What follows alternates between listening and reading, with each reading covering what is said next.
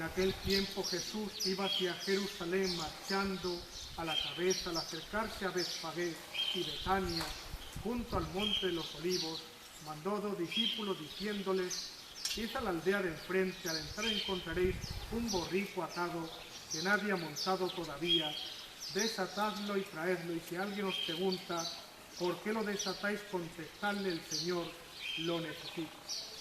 Ellos fueron y lo encontraron como les había dicho. Mientras desataban el borrico, los dueños les preguntaron: ¿por qué desatáis el borrico? Ellos contestaron: el Señor lo necesita.